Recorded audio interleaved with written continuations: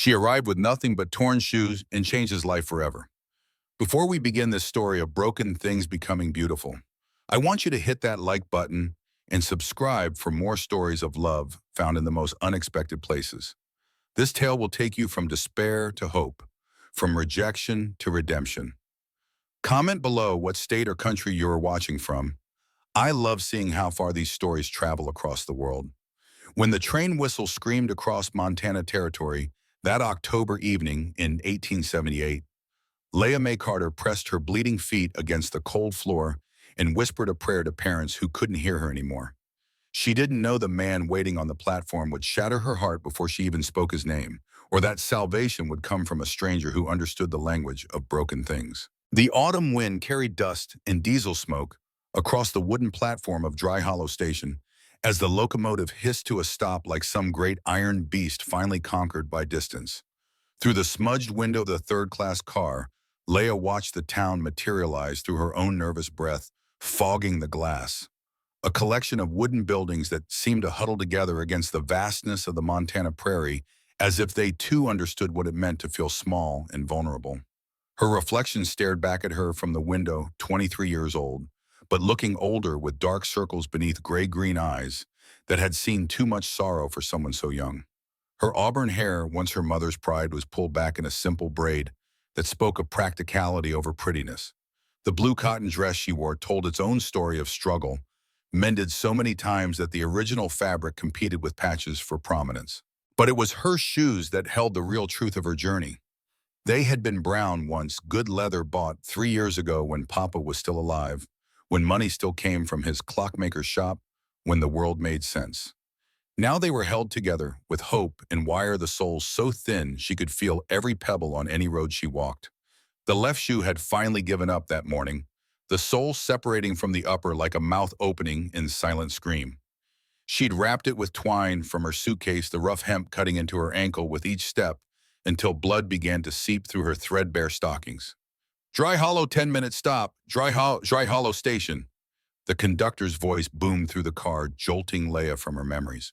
This was it, the end of everything old, the beginning of everything she prayed would be better. Her hand trembled as she reached for the cracked leather suitcase beneath her seat, the only inheritance from her mother's side.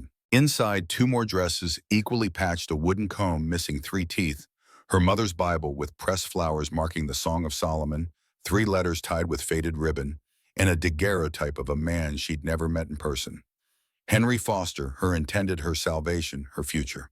She pulled his most recent letter from her pocket, unfolding it for what felt like the 100th time. The creases were worn so thin the paper threatened to tear along the lines. His handwriting was elegant, educated, promising. My dearest Leah, when you arrive in Dry Hollow, look for me on the platform. I'll be the man in the gray suit, and I'll be smiling because I'll finally be looking at my future wife. Don't worry about your circumstances. I'm not marrying your past. I'm marrying your heart. Together we'll build something beautiful. Yours in anticipation, Henry. Those words, I'm not marrying your past, had sustained her through Pennsylvania's bitter winter, through the death of her last living relative, her Aunt Clara, who'd taken her in after the fever took her parents. They had carried her through the shame of accepting charity for the train ticket west through hungry nights, in hard seats through the endless miles between who she'd been and who she hoped to become. The train lurched to a final stop, metal screaming against metal. Around her, other passengers gathered their belongings with the practiced efficiency of people who knew where they belonged. Miners heading to the Copper Hills, a family with 2 small children speaking in German, a salesman with cases full of patent medicines and empty promises.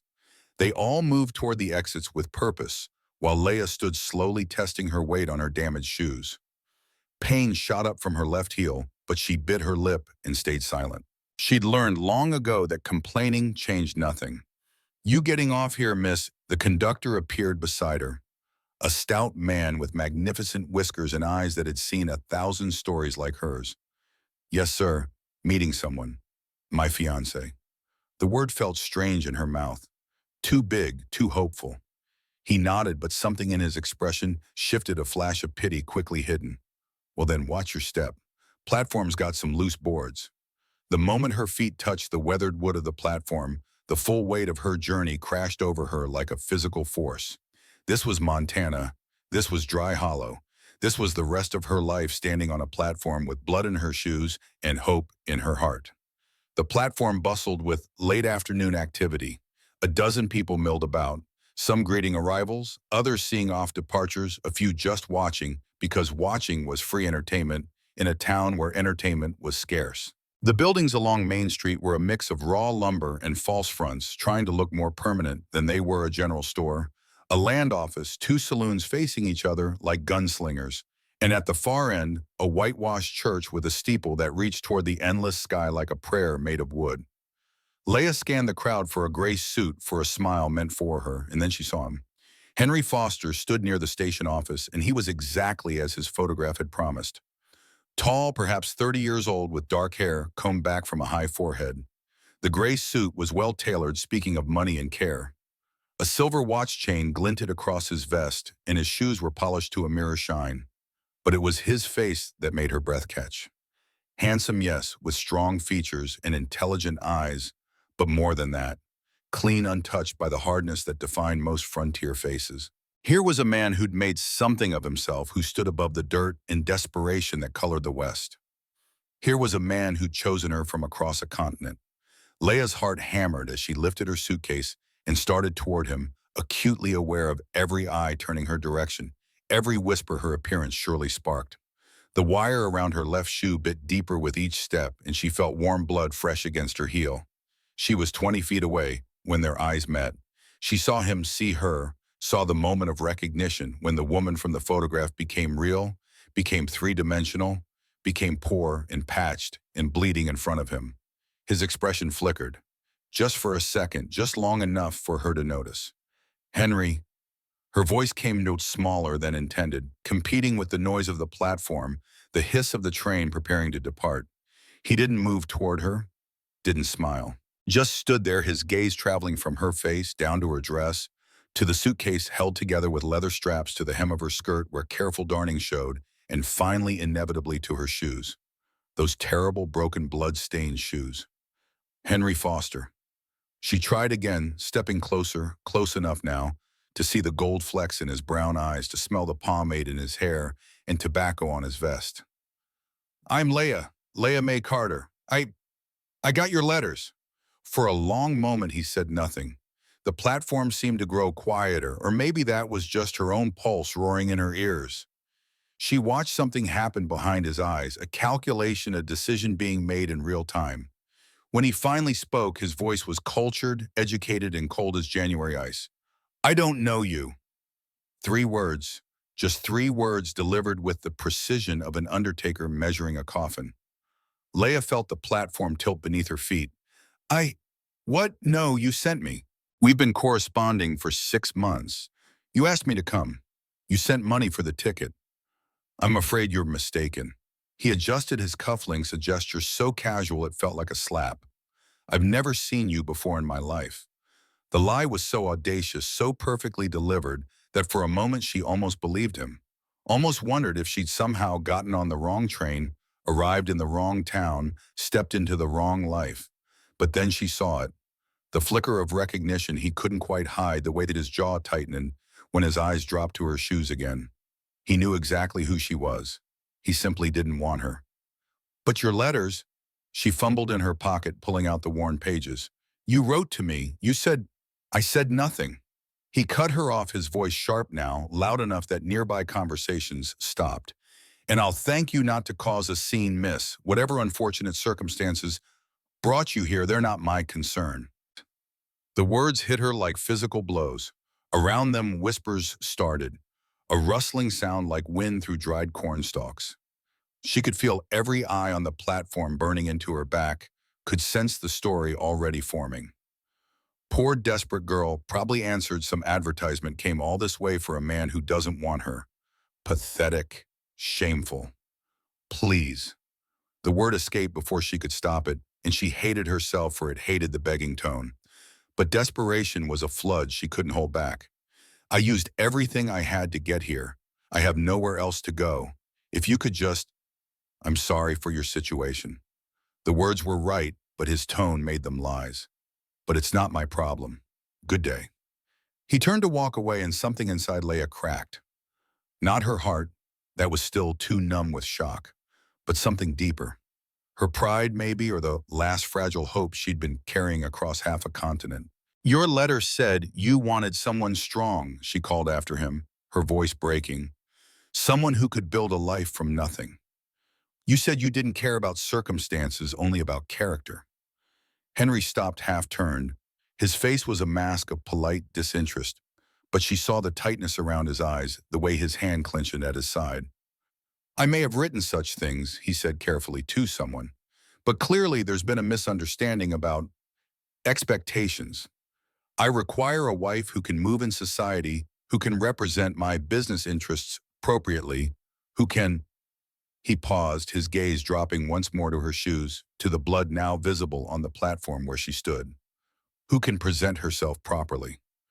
The cruelty was so casual, so matter-of-fact that it took her breath away. I see.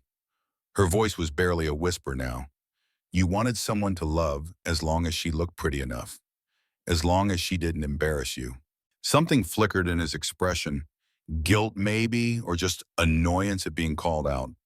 We all make mistakes in correspondence, and he said, it's easy to build fantasies on paper. Reality is different. Surely you understand that. And with those final words, he walked away, just turned his back and walked down the platform toward a waiting carriage, his polished shoes clicking against the wood, each step a rejection, a door closing, a future dying. Leia stood frozen, the letters clutched in her shaking hand, her suitcase at her feet, her shoes leaving small dark stains on the weathered boards. The train behind her gave a final whistle and began to pull away, taking with it any chance of retreat, any possibility of pretending this hadn't happened. The whispers grew louder. She caught fragments. Poor thing. Mail-order bride, I'd wager. Foster always did have expensive tastes. What's she going to do now? A woman in fine silk dress, probably a banker's wife or merchant's daughter, whispered to her companion while staring openly at Leia. Two men by the station office shook their heads with that particular mix of pity and judgment reserved for women who dared to dream beyond their station. Leia felt something hot and bitter rising in her throat. Humiliation tasted like copper and ash. She'd survived her parents' deaths, survived poverty and hunger, and the slow grinding away of everything she'd once believed about her place in the world. But this, standing on a platform in front of strangers while the man who'd promised her a future walked away, this was a different kind of death. She bent to pick up her suitcase and the movement sent fresh pains shooting through her damaged heel. Black spots danced at the edges of her vision. When had she last eaten? Yesterday morning, the day before the charity ticket had covered train fare, but nothing else, and pride had kept her from begging. Pride. What a useless thing pride turned out to be. She straightened slowly, suitcase in hand, trying to decide what came next. The train was gone. Henry was gone. Her money was gone. The last dollar had paid for the ferry across the Missouri River 3 days back. She knew no one in this town had no prospects, no plans beyond the man who'd just rejected her like spoiled meat. The platform was starting to clear, now that the show was over, people drifting back to their lives, their purposes, leaving her alone with her shame. And then she heard it. The sound of boots on wood, slow and deliberate, coming closer. She didn't look up, couldn't bear to see more pity, more judgment in another stranger's eyes. The footsteps stopped directly in front of her. Miss. The voice was lower, rough around the edges, like it didn't get used much for talking. Western accent, Montana-born, probably with that particular cadence of men who spent more time with horse than humans. Leia forced herself to look up.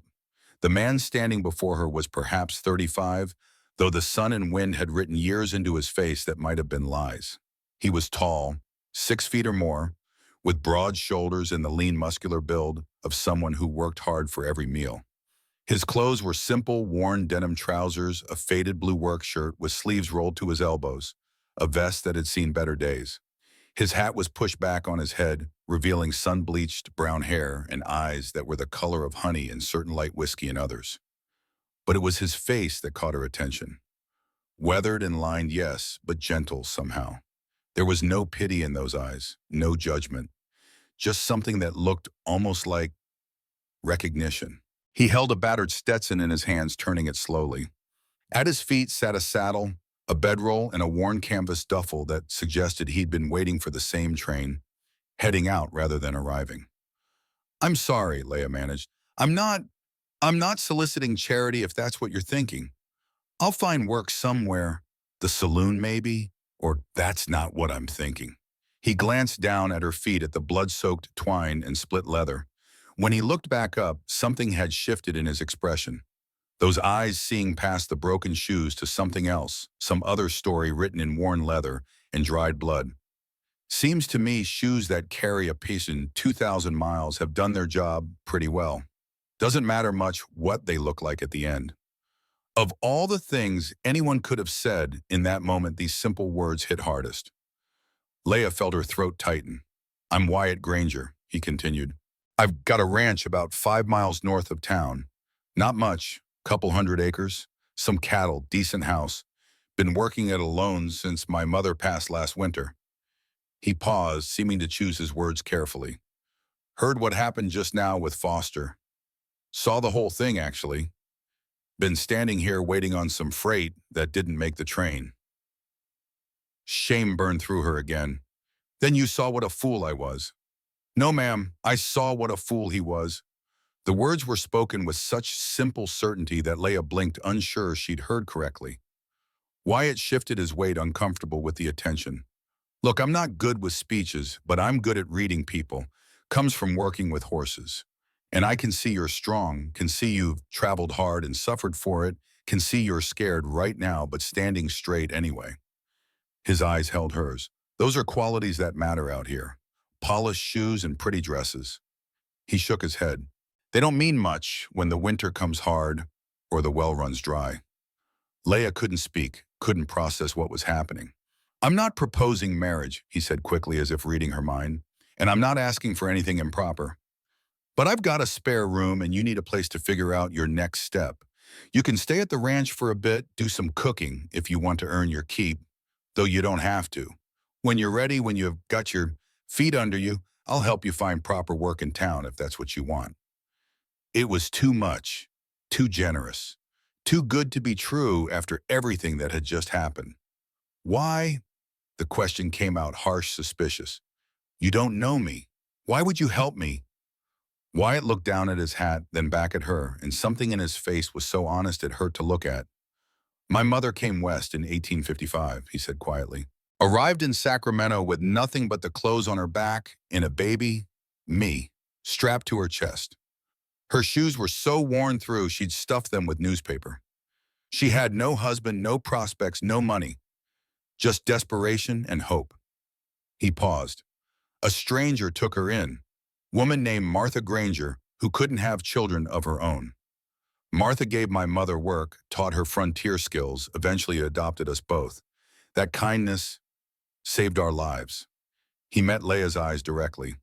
"Martha passed 5 years ago. My mother followed her last winter. Before she died, she made me promise something.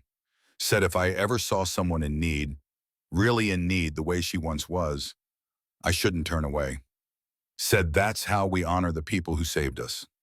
The platform was nearly empty now. The sun was starting its descent toward the western mountains, painting everything gold and amber. Somewhere in town, a piano played badly. A dog barked. Life continued indifferent to small human dramas. Leia looked at the stranger offering impossible kindness, looked at her own bloody shoes, looked at the empty street where Henry's carriage had disappeared. She had 3 choices: accept Wyatt Granger's help, try the saloons and likely end up serving drinks to men like Henry Foster, or what? Walk into the prairie and let the land decide her fate. "You don't know anything about me," she said, testing him. "I could be a thief, a liar. I could steal everything you own and disappear." "Could be," he nodded agreeably, "but I don't think so." "How can you be sure, Hibby? Thieves don't usually show up with bleeding feet and honest eyes." He picked up his saddle, shifting it to one shoulder with practiced ease. "Besides, I don't own much worth stealing." Despite everything, the humiliation, the fear, the bone-deep exhaustion, Leia felt something twist in her chest that might have been the beginning of a laugh, or a she wasn't sure which. "I don't understand you," she said finally. Don't have to understand me, just have to decide if you're coming or staying. It wasn't really a choice, not with night coming on and no money and nowhere else to go, but it felt like one, and that mattered somehow. My name is Leah May Carter, she said formally, as if they were being introduced at a society function instead of standing on a half-empty platform at the edge of nowhere. I'm 23 years old. I can read and write and cipher. I can cook and clean and sew, though not fancy. I can work hard when I need to. She paused. And my shoes are torn. Something in Wyatt's weathered face softened. Not pity, something different. Something that looked like respect.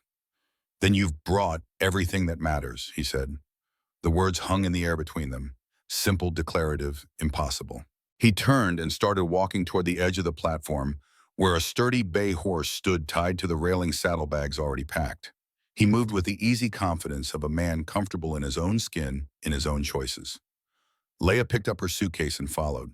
Each step sent fresh pain shooting through her damaged heel, but she bit her lip and kept walking. She'd walked 2,000 miles to get here. She could walk 5 more. At the horse, Wyatt secured his saddle and bedroll, then turned back to her. Can you ride? Not really. We didn't have horses in Philadelphia. That's fine. We'll walk together. Give Belle here a break from carrying weight. He patted the horse's neck affectionately. It's about an hour and a half on foot. Can you manage? Leah looked down at her shoes, then back up at the stranger who'd just offered her salvation. I can manage. I expect you can, he said and started walking. They left Dry Hollow behind as the sun painted the sky in shades of rose and gold. Wyatt led Belle while Leah limped beside them, the vast Montana prairie stretching endlessly on either side. The wind carried the scent of sage and distance, and for the first time since stepping off that train, Leah felt something that might have been the beginning of peace. But she was wrong about Henry Foster. He wasn't done with her yet, and Wyatt Granger carried secrets of his own, secrets that would soon catch up with them in ways neither could imagine. As they walked through the gathering dusk toward an uncertain future, neither of them noticed the figure watching from the shadows beside the station. Jacob Pike spat tobacco juice into the dust and fingered the knife at his belt, already planning what a woman alone on a ranch might be worth to him. But that darkness still lay ahead. For now, there was only the rhythm of walking, the warmth of Belle's presence, and the quiet voice of a man who'd looked at broken things and seen everything that mattered. The road stretched before them, leading home. Winter was coming to Montana territory, and Leah May Carter was learning to read the signs. The way Belle's ears swiveled at sounds too faint for human hearing. The way Wyatt's eyes constantly scanned the horizon, watching for weather that could kill.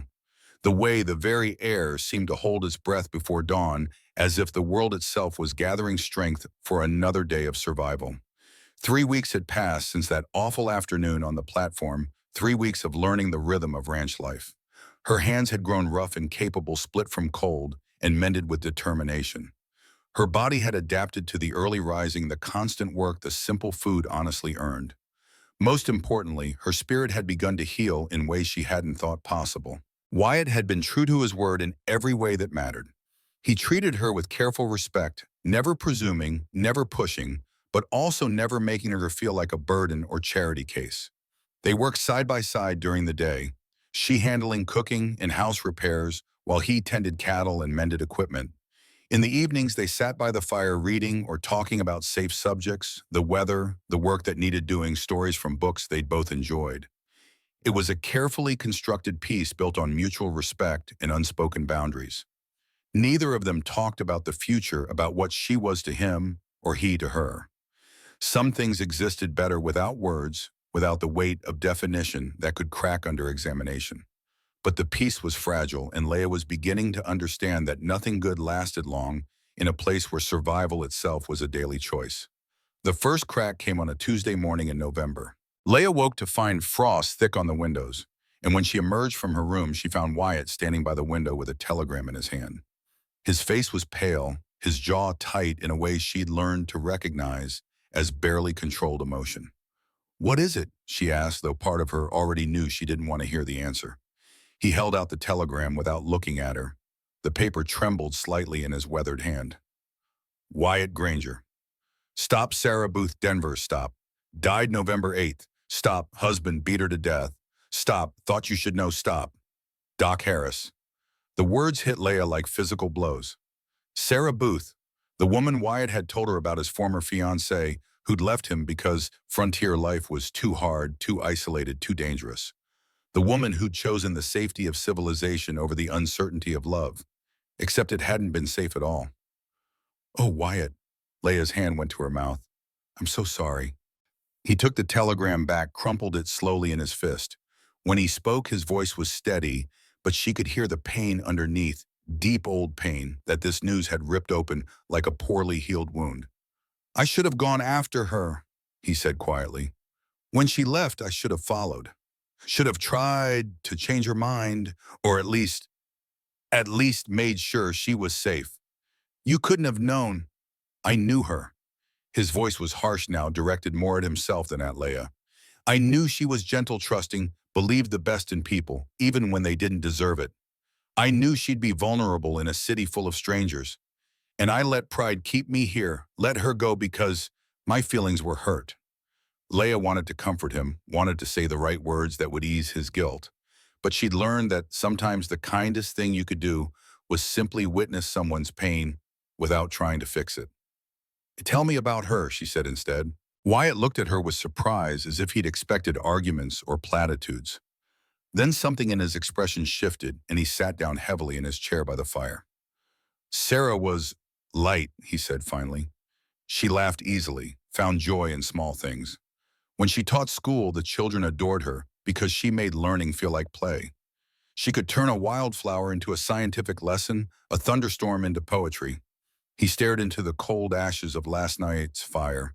"But she was also fragile in ways I didn't understand. The isolation out here, the constant worry about weather and money, and whether the cattle would make it through winter, it wore on her." He was quiet for a long moment, lost in memory. "The last fight we had, she said she felt like she was disappearing.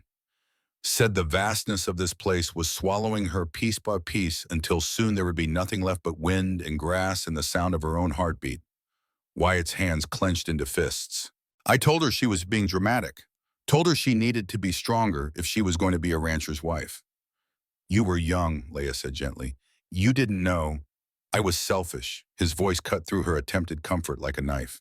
"I wanted her to love this place the way I did wanted her to see the beauty instead of the hardship. But I never asked what she needed to feel safe. Never considered that maybe love meant helping her find her own way to survive out here, instead of demanding she survive it my way." Leia absorbed this understanding more about Wyatt Granger in this moment than in all their previous conversations combined. Here was a man who'd learned to carry guilt like a stone in his chest, who measured his worth by his failures rather than his successes. "Is that why you helped me?" she asked quietly. "Because of Sarah?" Wyatt looked at her directly, then his honey-colored eyes holding hers with an intensity that made her breath catch. "Yes," he said simply. "And no, when I saw you on that platform, saw what Foster had done to you, I thought about Sarah, about how she'd have felt in your position, alone, scared with nowhere to go. I thought about what I should have done for her, and I knew I couldn't make the same mistake twice." He paused. "But it's more than that now, Leia. You're not Sarah. You're stronger than she was, more resilient. You don't need saving the way she did. You just needed time, space to heal. And watching you do that, watching you find your strength again, it's been—" He trailed off, unable or unwilling to finish the thought. But Leia heard it anyway, in the silence between them, in the way he looked at her, in the careful distance he maintained, even as his eyes spoke of wanting to close it. They spent the day working in companionable silence, each processing the news in their own way. Wyatt threw himself into the physical demands of ranch work with almost violent intensity, as if he could sweat out his guilt through sheer effort. Leia found herself drawn to the kitchen, to the familiar rhythms of cooking and cleaning that had always helped her think. But that evening, as they sat by the fire, Wyatt suddenly spoke into the quiet. "There's something else you should know," and he said, "about my family, about why my mother ended up alone in Sacramento with nothing but hope and a baby." Leia looked up from the book she'd been reading. David Copperfield he borrowed from Wyatt's small but carefully chosen library. "You don't have to tell me anything you're not ready to share." "I think I do." Wyatt stood, moved to the mantel, where a small wooden box sat beside the photographs of his mother and Martha Granger. He opened it with careful hands, revealing a folded paper that looked like it had been read many times. This came with my mother when Martha took us in. Birth certificate with my real father's name on it. He handed her the paper. Leah read it carefully, noting the official stamp, the careful script. And there in black ink that had faded but never disappeared, Father James Cooper. James Cooper, she repeated. That name, I feel like I've heard it before. Wyatt's expression was grim. You might have. He's made a name for himself over the years. Not the kind of name you want to be known for. What do you mean? He's a gunfighter, has been for 20 years or more. Fast draw, they say. Kills for money when he can find. It kills for reputation when he can't. Wyatt took the paper back, folded it carefully. My mother told me once that when she was pregnant with me, he tried to beat the baby out of her. When that didn't work, he just left. Disappeared one night with what little money they had and never looked back. Leah felt ice form in her stomach. Wyatt, why are you telling me this now? Because 3 days ago, I got word from a friend in Denver. James Cooper was asking questions about me, about where I live, what I own, whether I have family. Wyatt's jaw was tight, his hands steady despite the tension in his voice. He knows I exist, knows I've done well for myself. And men like him, they don't usually look up long-lost family for sentimental reasons. The implications hit Leah like a physical blow. You think he's coming here? I think it's possible, and if he does, Wyatt looked at her directly, his expression serious. You need to understand what that means. James Cooper isn't just dangerous because he's fast with a gun. He's dangerous because he's cruel, because he enjoys hurting people, especially people he thinks are weak. And a woman living alone with a man who's not her husband, that would make you a target. Leah absorbed this, her mind racing. What are you saying, that I should leave, go to town, take that job with Mrs. Henderson? I'm saying you should know the truth. Know what you might be walking into if you stay here. Wyatt's voice was steady, but she could hear the cost of this honesty. I won't ask you to face that kind of danger for my sake. Won't ask you to risk your life because I've got debts from a past I can't change. For a long moment, they stared at each other across the firelight. Outside, the wind howled around the house like a living thing, and somewhere in the distance, a coyote called its lonely song. How long have you known, Leah asked finally, about James Cooper asking questions? 3 days. And you've spent those 3 days teaching me to shoot better, haven't you? Insisting we practice every morning, even when the weather was bad. Wyatt's expression shifted, caught. Maybe. And yesterday, when you sent me to town for supplies, you made sure Mrs. Henderson knew I was there. Made sure people saw me being useful, respectable.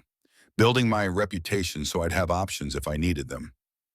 Leah, you've been protecting me, she said quietly, planning for my safety even before you had told me what the danger was. That's what you do for people you care about. The words hung in the air between them, honest and raw and impossible to take back. Wyatt's eyes widened slightly, as if he'd surprised himself with a admission. I care about you too, Leah said, her voice steady despite the way her heart was hammering. More than I should, probably. More than is wise. But I'm not Sarah Wyatt. I'm not going to run from danger just because it exists. I'm not going to abandon you to face your father alone. He's not my father, Wyatt said fiercely. Fathers protect their children. Fathers teach and guide and love. James Cooper is just a man who contributed to my conception. The only fathers I've ever had were the memories of the man who should have been, and Martha Granger, who taught me how to be decent despite his blood. Then don't let him define you now. Leah stood, moved closer to where Wyatt stood by the mantel. Don't let fear of what he might do drive you to send away the people who want to stand beside you. Wyatt looked down at her, his expression a war between hope and terror. You don't understand what men like him are capable of. I understand that running from him won't make him go away. I understand that facing him alone won't prove anything except that you're as stubborn as you are brave. She reached up, touched his face gently, feeling the rough texture of day-old whiskers, the warmth of skin that had seen too much sun and wind. And I understand that I'd rather face danger with you than safety without you. For a moment, she thought he might kiss her, saw the want in his eyes, the way his breath caught at her touch. But then he stepped back, gentle but firm, putting careful distance between them. We should get some sleep, he said quietly. Tomorrow we'll ride the fence line check for gaps before the next storm hits. It was a dismissal, but not a cruel one. Leia nodded, understanding the need for boundaries, even as part of her wished he'd ignored them entirely. Wyatt, she said as he banked the fire for the night, whatever comes, whatever your father wants, we'll face it together. You don't have to carry this alone anymore. He looked up at her from where he knelt by the hearth, and in his eyes she saw gratitude and fear and something deeper. Something that looked like love, but felt too fragile to name. Thank you, he said simply. But as Leia made her way to her room, she couldn't shake the feeling that gratitude might not be enough. That James Cooper was already closer than they knew, and that the peace they'd built together was about to be tested in ways neither of them was prepared for. She was right. The next morning dawned cold and clear, with a kind of crystalline light that made the mountains look close enough to touch. Leia woke early, made coffee, and was surprised to find Wyatt already gone, Bell's stall empty, his rifle missing from above the door. She was starting to worry when she heard hoofbeats approaching fast, too fast for casual riding. She grabbed the pistol Wyatt had taught her to use and moved to the window, peering through the curtain. It was Wyatt, but something was wrong.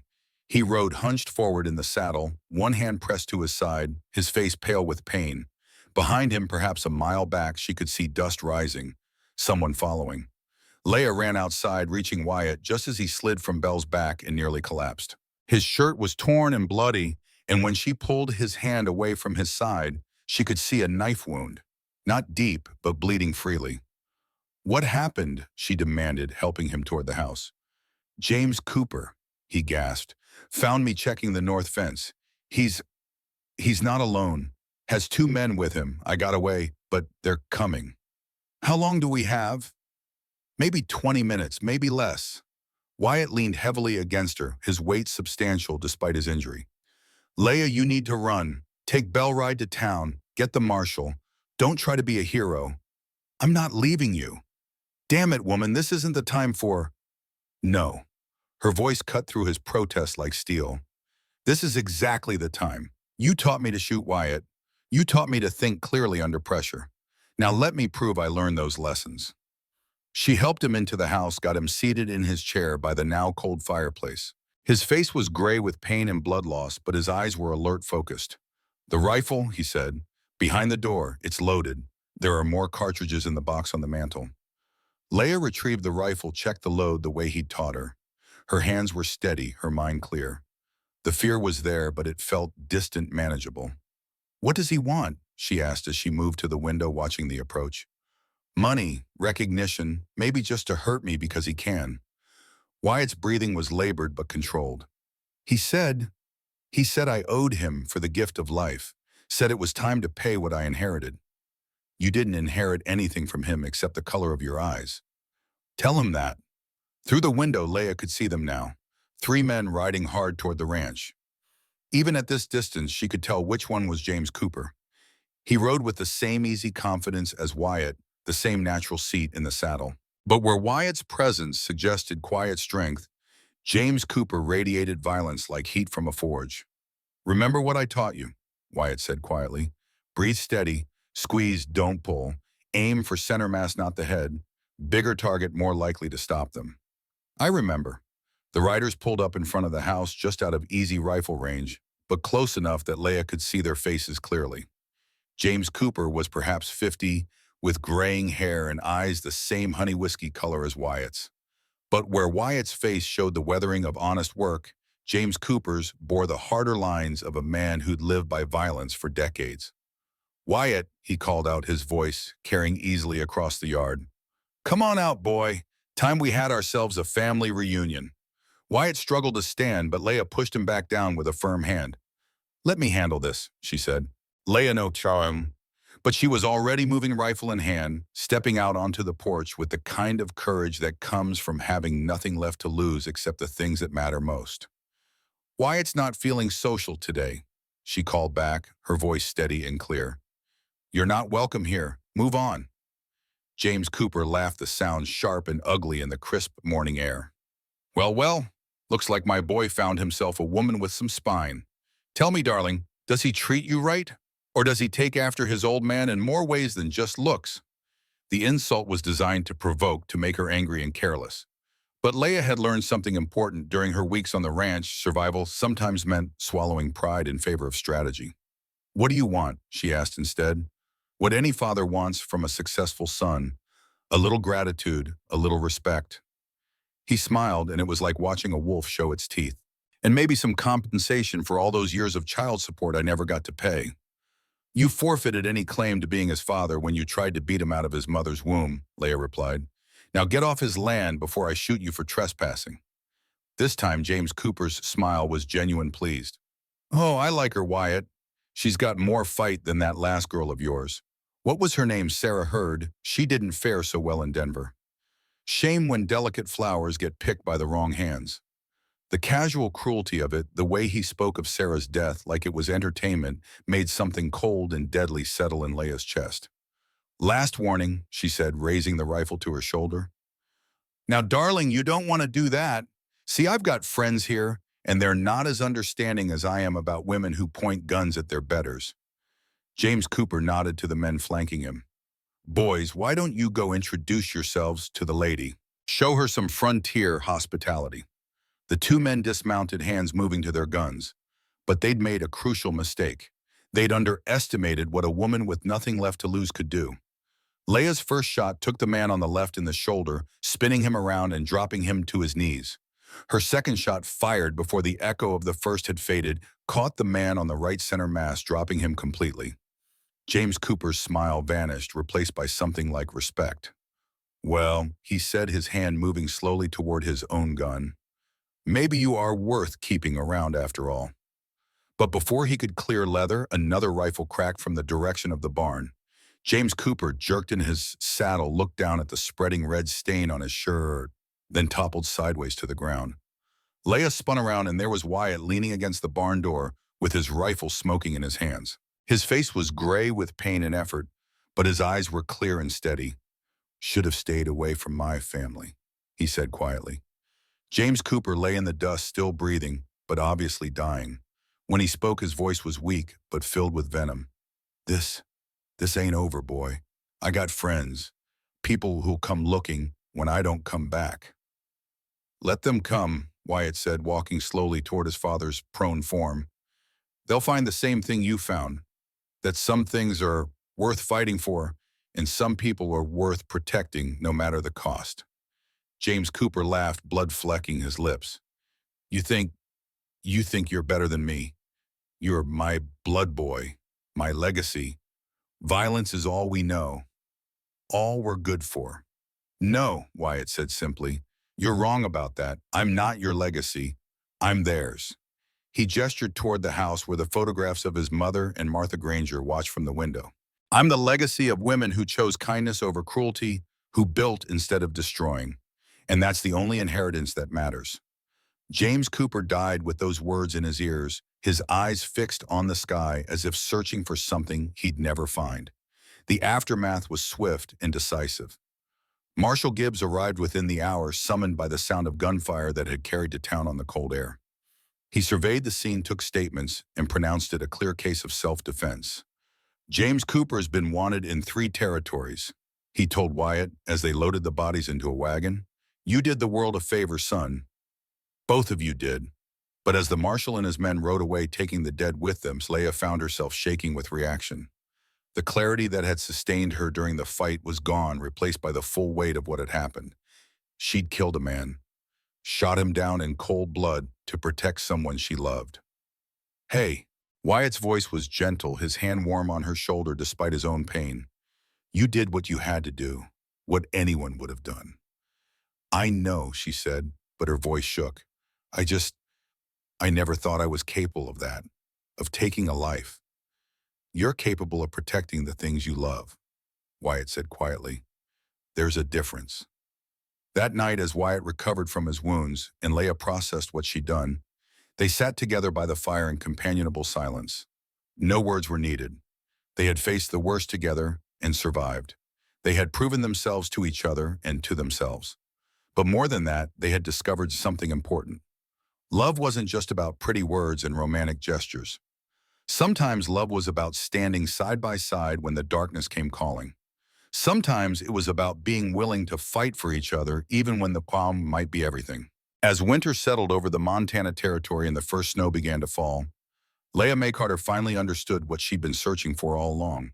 Not safety given freely by someone stronger, but partnership built between equals. Not rescue, but the chance to be rescuer and rescued in turn. She'd found her home at last, and she was ready to fight to keep it. Spring came late to Montana Territory in 1879, arriving not with fanfare, but with the quiet persistence of snow melting into mud of grass, greening and protected valleys of life, returning to a land that had seemed frozen forever. For Leah May Carter, now calling herself Leah Granger, though no preacher had yet made it official, the season felt like a personal resurrection. 6 months had passed since the confrontation with the James Cooper. 6 months of learning what it meant to be partners in the truest sense of the word. She and Wyatt had fallen into a rhythm that felt natural as breathing, working together during the long days, sitting by the fire in the evenings, sharing thoughts and dreams in the comfortable silences of people who'd seen each other at their worst and chosen to stay anyway. The wound in Wyatt's side had healed cleanly, leaving only a pale scar and the occasional stiffness when storms were coming. But the deeper wounds, the guilt over Sarah Booth, the fear that he carried his father's capacity for violence, those had been harder to mend. It was Leah who'd helped him understand that choosing to fight for protection rather than dominance made all the difference, that the blood in his veins mattered less than the choices in his heart. For her part, Leah had discovered reserves of strength she'd never known she possessed. The woman who'd stepped off a train with blood in her shoes and hope in her heart had been transformed by necessity into someone harder, more capable, more confident in her own worth. She could shoot straight, now could ride Belle bareback across the prairie, could read weather signs and cattle behavior with the best of them. But more than that, she'd learned to believe in herself, not as someone who needed saving, but as someone worth building a life with. The town had taken notice. What had started as gossip about the mail-order bride living in sin with Wyatt Granger had evolved into something approaching respect. When Leah rode into Dry Hollow for supplies, people greeted her by name. When sickness struck the Morrison family, it was Leah they sent for her knowledge of herbs and healing, having spread by word of mouth. She was becoming part of the community, not as Wyatt's charity case, but as herself. Leah, the woman who'd stood up to James Cooper, who'd helped Doc Patterson set young Tommy Wheeler's broken arm, who could make a beef stew that would feed a family for a week. But respectability had its own complications. "You know, people are expecting you two to make it official," Mrs. Henderson said one Thursday afternoon as Leah helped her inventory supplies at the hotel. Living together unmarried was one thing, when you were recovering from your ordeal, but now, Leah prompted, though she could guess what was coming. Now it's been long enough that folk are starting to wonder about your intentions, about his intentions. The older woman's voice was kind but firm. "I'm not judging, mind you. Lord knows you both earned the right to find happiness however you can. But this is still a small town and people talk." Leah sorted linens with practiced efficiency, using the familiar work to cover her own conflicted feelings. What if we're happy as we are? What if marriage would complicate things unnecessarily? Marriage doesn't have to complicate anything if it's between the right people. And you two, Mrs. Henderson smiled. Anyone with eyes can see you're right for each other. Question is, what's holding you back? It was a fair question, one Leah had been asking herself more frequently as winter had given way to spring. She and Wyatt clearly loved each other. That much was obvious in the way they moved together, anticipated each other's needs, defended each other without hesitation. But love and marriage were two different things, especially out here where survival trumped sentiment and practical partnerships mattered more than romantic ideals. The truth was, Leah wasn't sure she was ready to trust happiness that complete. Every good thing in her life had been taken away eventually. Her parents, her security, her dreams. Part of her wondered if keeping some distance, some independence, might protect them both if fate decided to intervene again. But fate, it seemed, had other plans. She was riding home from town that afternoon, saddlebags full of flour and coffee, and the gossip Mrs. Henderson had shared about various town families, when she saw the smoke rising from the direction of the ranch. Not the thin, controlled smoke of a cooking fire or forge, but the thick, dark column that meant something was burning, that shouldn't be. Leia urged Belle into a gallop, her heart hammering with a fear that had nothing to do with the horse's speed. As she crested the ridge above the ranch, she could see the source of the smoke. The barn was ablaze, flames leaping high into the afternoon sky. In the corral, she could see cattle milling in panic, and there was Wyatt trying to drive them away from the fire while simultaneously fighting the flames with buckets of water from the well. But even from this distance, she could see it was hopeless. The fire had too much of a head start, and one man couldn't be in two places at once. She rode hard down the slope, shouting his name. By the time she reached the yard, dismounting before Belle had fully stopped, the barn was completely engulfed. The heat was tremendous, forcing them both back from the building that had housed their winter feed, their equipment, their hopes for the coming year. "How did it start?"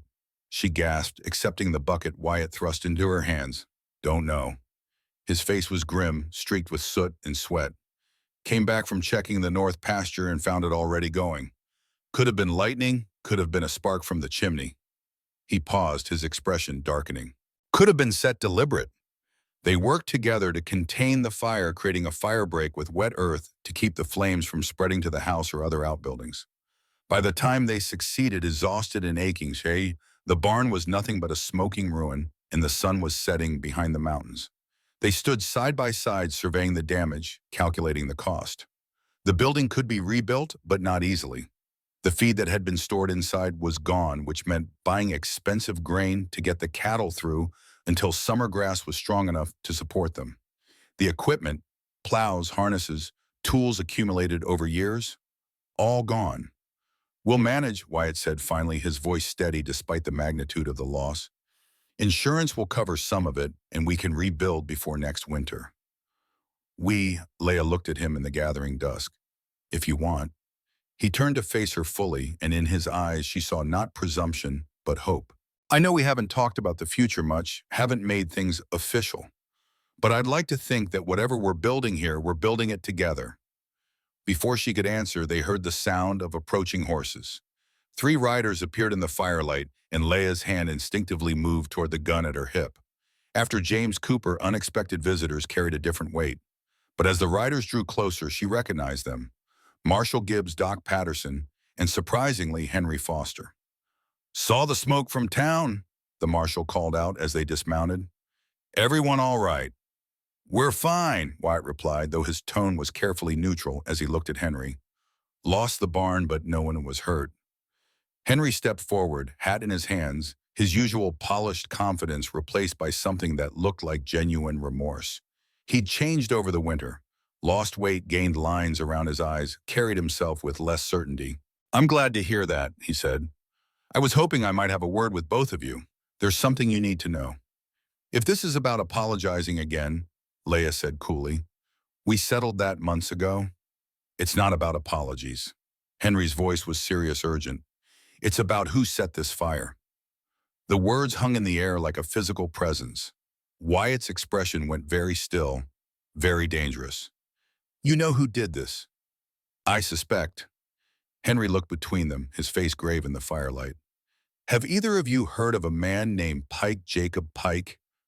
Leia felt ice form in her stomach. Pike, the man who'd attacked her at the creek, who Wyatt had run off with a beating and threats. She'd hoped never to hear his name again. "He's supposed to be gone," she said. "Marshal Gibbs told him to leave the territory." "He did leave," Gibbs interjected grimly. "But apparently he came back. Henry here tells me Pike's been asking questions around town, trying to find out your routines when you're home, when you're not." Henry nodded.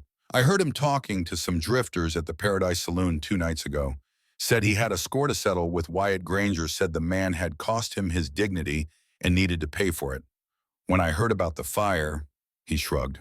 "Seemed like too much of a coincidence." "Where is he now?" Wyatt's voice was deadly quiet. "That's what we need to find out," the marshal said. "Could be anywhere in the territory by now. Could be watching us right now for all we know." As if summoned by his words, a voice called out from the darkness beyond the firelight. "Well, well, looks like the whole family's here for the barbecue." Jacob Pike stepped into the circle of light, and Leia's blood ran cold. He looked worse than she remembered, thinner, meaner, with the hollow-eyed look of a man who'd been living rough. But his gun was steady in his hand, and his smile promised violence. "Pike," Wyatt's hand moved toward his weapon, but Pike was ready for it. I wouldn't, Pike said pleasantly. See, I've got friends positioned around your little gathering here. You try anything heroic and everyone dies messy. Better to keep this civilized, don't you think? What do you want? Leia demanded, though she was already calculating distances, angles, possibilities for escape or attack. Same thing I wanted before, darling. A little respect. A little compensation for the humiliation your man cost me. Pike's smile widened. Plus interest, of course. Pain and suffering, you might say. You attacked an innocent woman. Doc Patterson said his medical training making him instinctively step toward potential victims. Wyatt did what any decent man would do. Innocent. Pike laughed, the sound sharp and ugly. Living unmarried with a man who's not her husband, I call that something else entirely. Careful, Wyatt's voice cut through the night like a blade. You're about to say something that'll get you killed regardless of how many friends you think you have. Oh, I'm counting on it. Pike's expression was anticipatory hungry. See, I've been planning this for months. Watching, learning, waiting for the right moment. And I realized something. Killing you quick would be too easy. Too merciful. Better to make you suffer first. Better to take away the things you care about piece by piece. He gestured with the gun toward the smoking ruins of the barn. Started with your livelihood. Now I'm thinking maybe we move on to something more personal. His gaze fixed on Leia with an intensity that made her skin crawl. Been looking forward to picking up where we left off at the creek, darling. Only this time no one's going to interrupt us. That's when Leia understood. This wasn't about money or revenge or wounded pride. This was about power, about a man who'd never learned to accept limits on his desires. Pike had returned not just to hurt Wyatt, but to take what he thought Wyatt valued most. What he didn't understand was that Leia May Carter wasn't prey anymore. You're right about one thing, she said, her voice steady and clear. This has gone on too long. Her hand moved faster than Pike expected, faster than she'd thought possible. The gun seemed to appear in her grip without conscious thought muscle memory from months of practice taking over where fear might have paralyzed. Pike fired at the same moment she did, but he was rushing the shot thrown off by her unexpected speed. His bullet went wide, striking the dirt beside her feet. Hers didn't. Jacob Pike looked down at the spreading red stain on his chest with something like surprise, then up at Leia with what might have been respect. Well, he said, blood flecking his lips. Didn't see that coming. He collapsed backward into the dirt, his gun falling from nerveless fingers. Around the edges of the firelight, they could hear the sound of horses retreating at speed. Pike's supposed backup deciding the odds had turned against them. For a moment, no one spoke. The only sounds were the crackle of dying flames and the wind moving through the grass. Then Henry Foster stepped forward, his face pale in the firelight. My God, Leia, are you all right? She looked down at the gun in her hand, still smoking slightly, then at the man she'd killed to protect the people she loved. Strangely, she felt no guilt, no horror at what she'd done, only a sense of completion, of a circle finally closed. I'm fine, she said and meant it. Wyatt moved to her side, his hand finding hers with the ease of long practice. It's over, he said quietly. It's finally over. But Leia was looking at Henry Foster, seeing something in his expression that hadn't been there before. Not just shock at the violence, but a kind of recognition. Understanding, perhaps, of what he'd thrown away when he'd rejected her on that platform months ago. Why did you come here tonight? She asked him. Really? Henry looked uncomfortable, but met her gaze directly. Because I owed you, because I've spent 6 months watching you build something real with Wyatt, something I was too much of a coward to even attempt. Because I wanted to prove that I could do one decent thing, even if it was too little too late. He paused, then pulled something from his pocket, a folded paper that looked official. There's something else. The fire wasn't the only reason I came out here tonight. This arrived on today's stage. He handed the paper to Wyatt. It's from the territorial government. They're offering to buy your land, Wyatt, for twice what it's worth. Wyatt unfolded the paper, read it quickly, his expression growing increasingly puzzled. I don't understand. Why would they want this place? It's good land, but nothing special. Railroads coming through, Henry explained. They've been buying up property along the proposed route, and your ranch sits right in the middle of the most direct path to the copper mines. They need your land, and they're willing to pay handsomely for it. Leia felt the world shift around her. The ranch, Their home, their life together, everything they'd fought to protect, could disappear not through violence or disaster, but through progress, through the simple, inexorable force of change. What does it mean, she asked, though part of her already knew. It means choices, Wyatt said quietly, still staring at the paper. It means we could take the money, buy land, somewhere else, start fresh. Or we could fight it, try to keep what we've built here. And what do you want to do? Wyatt looked at her, then at the smoking ruins of their barn, then back at the official letter that represented both opportunity and loss. I want to marry you, he said suddenly. Here now, tonight, with these people as witnesses. I want to make official what's been true for months. That we're partners in everything, that what's mine is yours, that whatever choices we make them together. The proposal was so unexpected, so perfectly Wyatt in its directness, that Leia almost laughed. Here they stood, covered in soot and blood, surrounded by the ruins of violence and the promise of upheaval, and he wanted to get married. Are you sure, she asked, about the timing? I mean, we've just killed a man, our barn's burned down, and now you want to make major life decisions. I'm sure because of all that, he said, his honey-colored eyes steady on hers. Because life's unpredictable out here, because good times don't last and bad times feel endless, and because I want to face whatever comes next with you beside me as my wife, not just he searched for the right word. Partner, she suggested. More than partner, equal, other half. The person who makes me better than I could ever be alone. He paused. If you'll have me. Leia looked around the circle of faces watching them. Marshall Gibbs, with his weathered kindness, Doc Patterson, with his practical wisdom, even Henry Foster, with his complicated remorse, all of them representing the community she'd somehow become part of the life she'd built from nothing but determination and hope. Yes, she said simply. Of course, yes. Doc Patterson, it turned out, had been ordained as a minister before taking up medicine, a common necessity in frontier communities where formal clergy were scarce. He performed the ceremony there in the firelight with the smoking ruins of the barn as backdrop and the body of Jacob Pike. It is a grim reminder of what they had survived together. It wasn't the wedding Leia had dreamed of as a young girl in Philadelphia. There was no white dress, no church, no elaborate feast. But as she stood holding Wyatt's hands while Doc Patterson spoke the ancient words about love and commitment and facing the future together, she realized this was better than any fairy tale wedding could have been. This was real. This was earned. This was built on truth rather than illusion. When Doc Patterson pronounced them husband and wife, Wyatt kissed her with a gentleness that belied his weathered hands and scarred face. And Leia felt something settle in her chest that she'd been carrying unsettled for months, the knowledge that she was home in the deepest sense of the word. So Marshall Gibbs said after they'd signed the hastily drawn-up marriage certificate, "What are you going to do about the railroad offer?" Leia looked at Wyatt, saw her own thoughts reflected in his eyes. "We're going to sell," she said, "but not because we're running from anything, because we want to build something bigger." "Bigger how?" Henry asked. Wyatt answered, his voice growing stronger as the idea took shape. "There are people like Leia was, desperate, alone with nowhere to go, people the world's given up on. What if we use the railroad money to buy land somewhere else, somewhere big enough to take them in? Not as charity, but as partners. People who could work the land, learn skills, become part of something larger than their individual struggles." "A sanctuary," Leia added, understanding immediately where his thoughts were leading. "A place where broken people could come to heal, to learn to become whole again." "It would be dangerous work," Doc Patterson warned, "the kind of people who have nowhere else to go.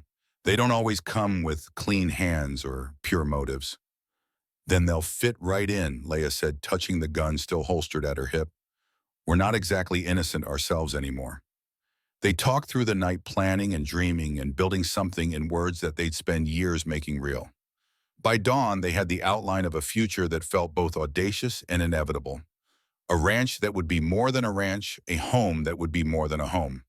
As the sun rose over the Montana territory, painting the mountains in shades of gold, and Rose Leia Mae Granger, the name felt natural, now complete, stood beside her husband and watched the light spread across the land, they'd decided to leave. But leaving didn't feel like loss anymore. It felt like beginning.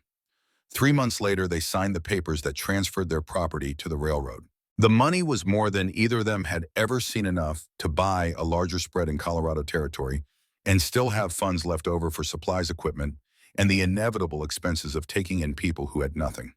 Their first guest arrived 2 weeks after they'd finished building the new house. She was a young woman named Sarah Mills, who'd come west on the promise of marriage to a man who'd turned out to be a brutal drunk. She arrived with nothing but torn shoes and hope in her heart, and when Leah saw her standing by their gate, she felt the circle complete itself. "Welcome," Leah said, helping Sarah down from the wagon that had brought her. "You're safe here. This is a place where broken things become beautiful." And it was.